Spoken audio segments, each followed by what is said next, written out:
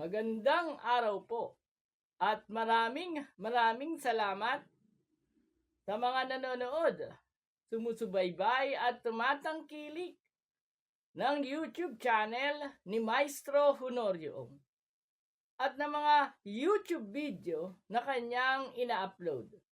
At ngayon ay matutunghayan nyo na naman ang inyong libre at walang bayad na weekly horoscope. At tulad ng dati, 2-in-1. Nalaman nyo na ang inyong kapalaran. Sa linggong ito, ay pwede nyo pang basahin ang isang nobelang hinango sa mga aklat na isinusulat ni Maestro Honorio. Actually, ay nagsulat na tayo ng unang aklat, Ang Sikreto ng Iyong Kapalaran. Ikalawang aklat, Ang Sikreto ng Iyong Kapalaran. Ikatlong aklat, Ang Sikreto ng Iyong Kapalaran. At ikaapat na aklat, Ang Sikreto ng Iyong Kapalaran. At kung wala ka pang sipi ng nasabing mga aklat, bilang patikim ay siniserialize natin ang isang nobelang hango sa nasabing aklat. Ang Sikreto ng Okultismo at Mistisismo na matutunghayan nyo sa ilalim o sa description ng YouTube video na ito, kasabay ng weekly horoscope. At sa ngayon ay nasa ika-79 labas na tayo. Ang nobelang ito ay hinggil sa pakikipagsapalaran ng isang binatilyo na naghahangad na magkaroon ng kapangyarihan. Kaya pinangahasa niyang buksan ang antigong baol ng kanyang lolo Damiang Agimat na iniingatan naman ng kanyang tatang na si Sabater. At nang walang matanda ay binuksan niya ang baol at doon niya natuklasan ang iba't ibang paraan kung paano magkakaroon ng kapangyarihan. At ngayon ay nasa ika-79 labas na tayo. Kung hindi mo na tunghayan ang iba pang mga serye ng nasabing nobelang Ang Sikreto ng Okultismo at Mistisismo, balikan mo lang ang mga nakaraang weekly horoscope at hanapin mo doon ang unang labas, ikalawang labas, ikatlong labas, hanggang makarating ka sa ika-79 labas na tayo ngayon at namnamin mo ang iba pang mga hiwaga at karunungang isinusulat ni Maestro Honorio. At ngayon ay matutunghayan nyo na ang inyong libre at walang bayad na weekly horoscope sa mga huling araw na ito ng buwan ng Abril. At papasok na tayo sa mga unang araw ng buwan ng Mayo. Kaya alamin mo ang iyong magiging kapalaran sa larangan ng sex, pag-ibig, love life, salapi, negosyo, karir, travel, family, swerteng kulay, swerteng numero, at marami pang swerteng darating sa iyo sa huling mga araw ng buwan ng Abril at sa mga unang araw ng buwan ng Mayo. Kaya note na, weekly horoscope, April 26 to May 2, 2026. Aris, silang isinilang mula ika-21 ng Marso hanggang ika-19 ng Abril. Sa mga huling araw ng buwan ng Abril, sa panahon ito ng iyong buhay, hanggang sa mga unang araw ng buwan ng Mayo, mag-aalab ng husto ang hangarin mong maabot ang pinakamataas na pag-unlad.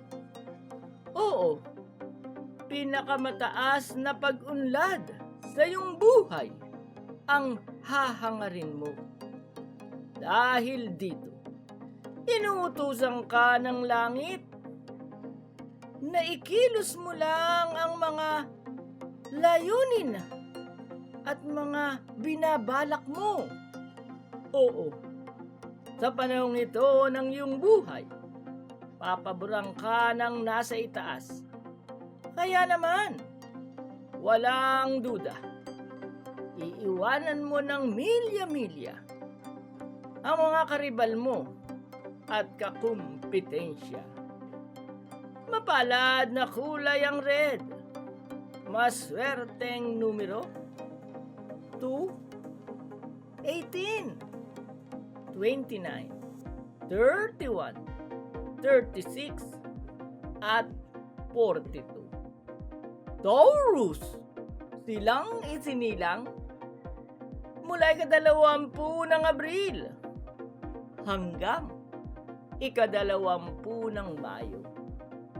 Sa linggong ito, kahit medyo sasalungat sa mga opinyon mo, ang malalapit mong mga kaibigan at ang ilang mga taong sadyang malalapit sa puso mo, mas maganda kung pakikinggan mo pa rin ang mga sasabihin nila upang hindi ka mabigo sa iyong mga mitiin. Kapag pinapakinggan mo ang mga taong malalapit sa puso mo, walang duda, ang mas marami pang swerte at mga magagandang kapalaran ay patuloy na darating sa iyong buhay, hindi lamang sa mga unang araw ng buwang ito ng Mayo at sa mga huling araw ng buwan ng Abril, kundi maging sa buong buwang ng Mayo hanggang sa matapos din ang taong 2026. Mapalad na kulay ang gray.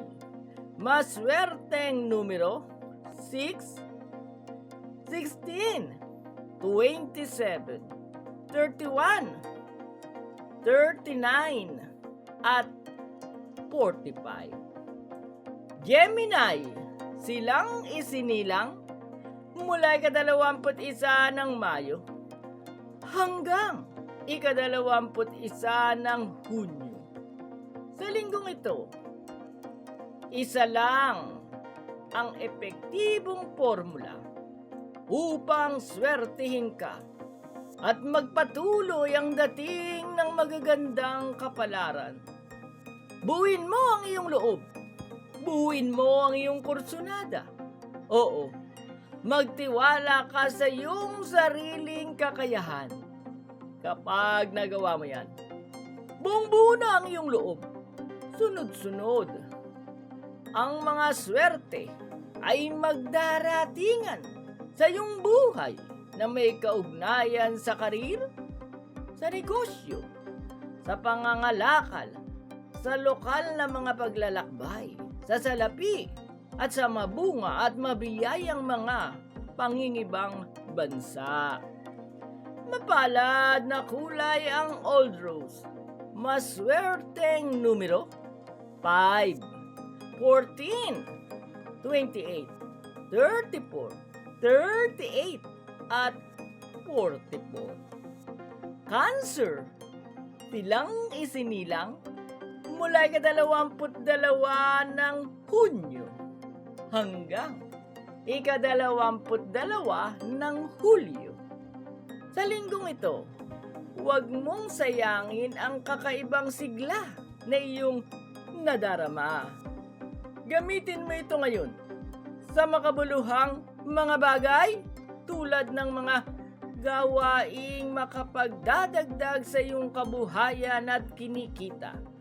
Kapag ganyan ka, masipag at masigasig sa mga bagay na pangmateryal, ang malalaking swerte at magagandang kapalaran ay hinding-hindi nalalayo sa iyong buhay.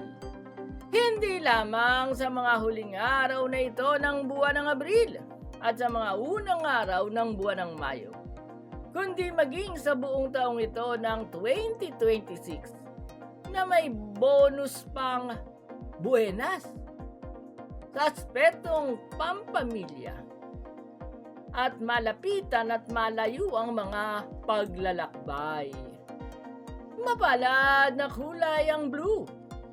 Maswerteng numero 6, 15, 31, 33, 37, at 42. Leo, silang isinilang mula ika-23 ng Hulyo hanggang ika-22 ng Agosto. Sa linggong ito, bihirang-bihira lang ang tulad mong nakatagpo ng swerte sa isang nilalang na bilugan ang pangangatawan at mas malaki sa iyo. Huwag nang magdalawang isip pa. Ipagpatuloy mo ang pakikisama sa kanya at galingan mo pa. Wala ka namang magagawa. Siya talaga ang ipinadala ng langit upang magbigay sa iyo ng swerte at magagandang kapalarang may kaugnayan sa relasyon, sa salapi, sa paglalakbay, at sa iba't ibang aspeto ng iyong buhay. Ay suswertein ka habang kasama ang nasabing nilalang na magsisimula na ngayon. Mapalad na kulay ang aquamarine. Maswerteng numero 2, 13, 23, 28, 32, at 44.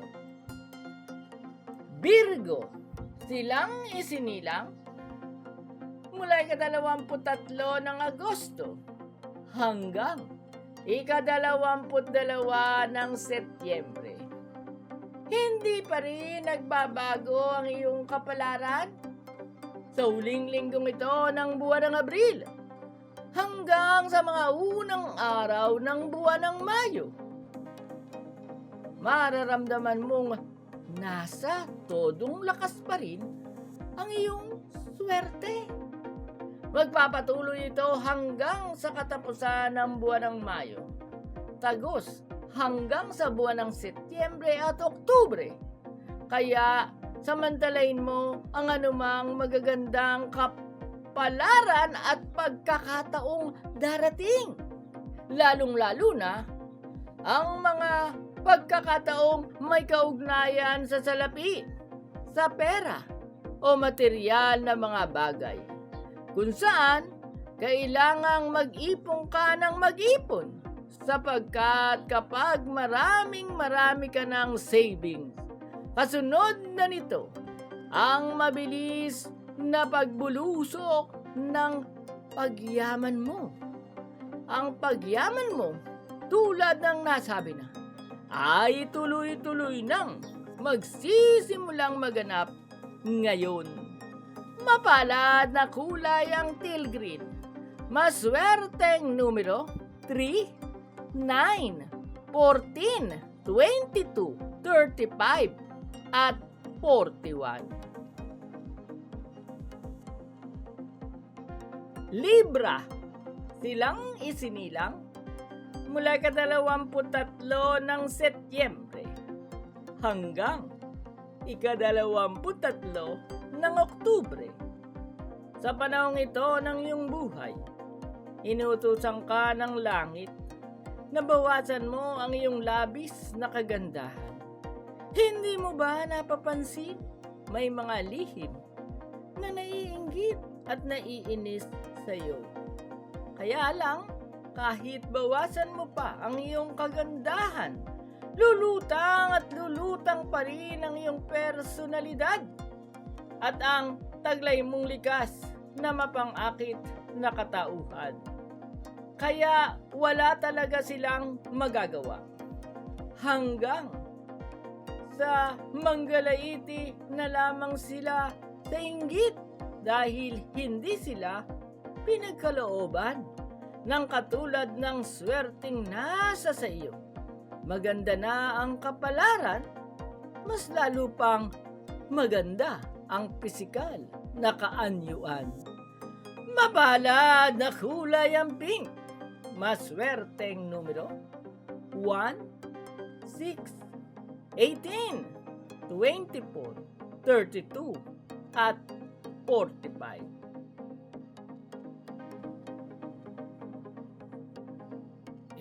Scorpio. Silang isinilang mula ika-24 ng Oktubre hanggang ika-21 ng Nobyembre.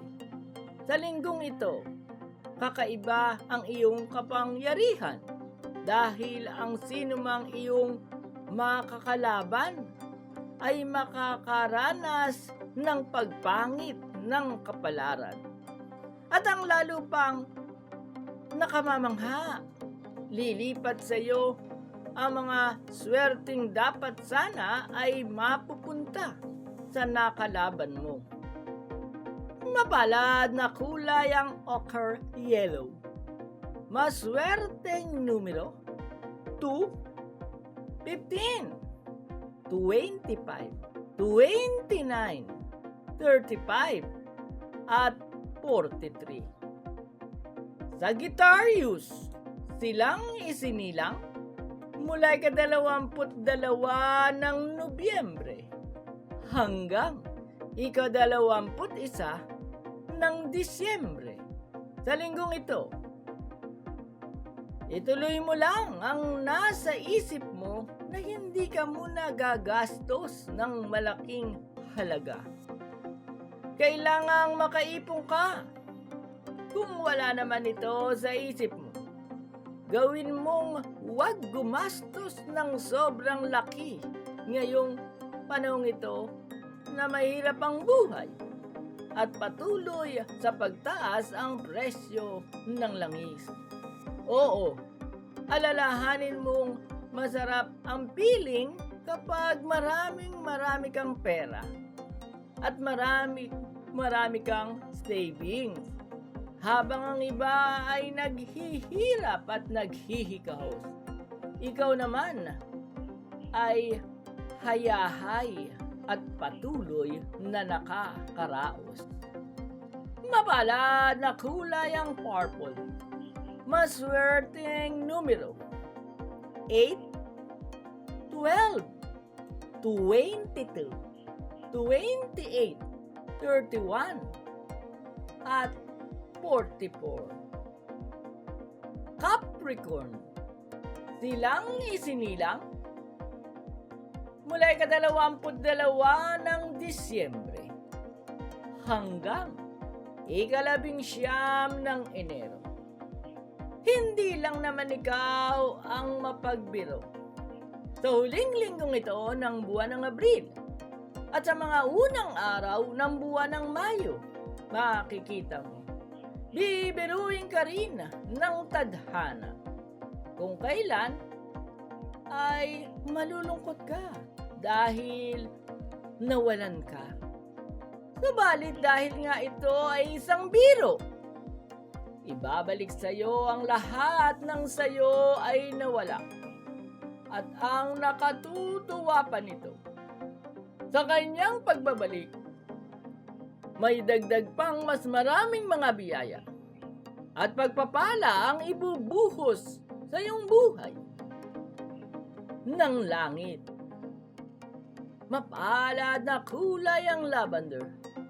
Maswerteng numero 4, 19, 29, 36, 39, at 43. Aquarius. Silang isinilang mula ika-20 ng Enero hanggang ika-18 ng Pebrero. Ang akala ng iba, masungit ka at matapang. Pero ang totoo, likas kang may mabuting kalooban. Minsan pa, sa panahong ito ng tag-araw, sa huling linggong ito ng buwan ng Abril at sa mga unang araw ng buwan ng Mayo, ipakita mo ang pagtulong ang paglingap at ang pakikiramay sa mga mahihirap at kapus-palad. Kapag nagawa mo yan, doble-dobling swerte at mga biyaya ang ipagkakaloob sa iyo ng langit na may kaugnayan sa salapi, sa paglalakbay, at sa isang nakakikilig pero mas mainit at panghabang buhay ng pakikipagrelasyon. Mapalad na kulay ang lilac, maswerteng numero 3, 10, 22, 30, 37, at 42.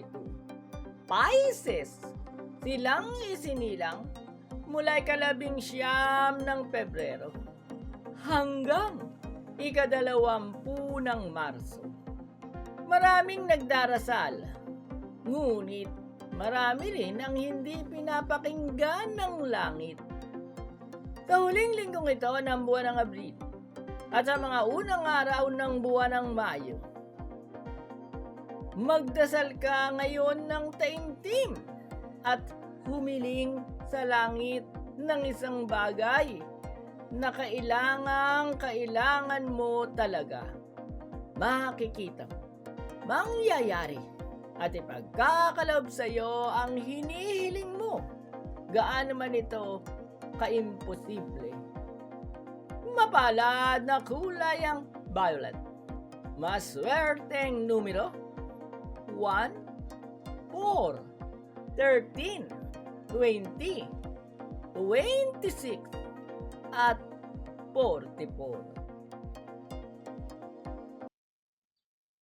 Maraming salamat po sa sumubaybay ng weekly horoscope.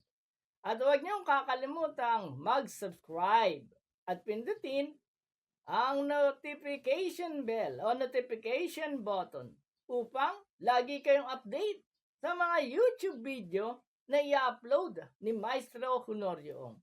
At pag wala kayong ginagawa ay pasyalan niyo ang ating mga playlist sa YouTube channel na ito upang matuto kayo ng pag-aanalisa ng kapalaran hinggil sa guhit ng palad na tinatawag ding palmistry. Matututunan niyo rin ang pag-aanalisa ng kapalaran hinggil sa numerology o mga birth date at destiny number.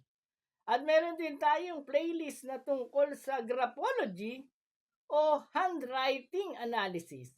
At meron din tayong playlist tungkol sa swerteng mga panaginip o interpretasyon ng inyong mga panaginip sa modernong paraan. At napakarami pa nating karunungang lihim at iba't ibang kaalamang dito nyo lang mababasa at mapapanood sa YouTube channel ni Maestro Honorio Ong. At ang ating pinaka-latest, pasyalan nyo rin ang ating Prediction 2026 upang malaman nyo kung sino ba ang pinakamaswerteng zodiac sign at animal sign sa taong ito ng 2026 at sino ang maaari at posibleng yumaman sa taong ito ng 2026. Kaya kapag wala kayong magawa ay pasyalan nyo ang ating mga playlist sa YouTube channel na ito ni Maestro Honorio Ong. Muli, magkita-kita tayo para sa susunod na Weekly Horoscope.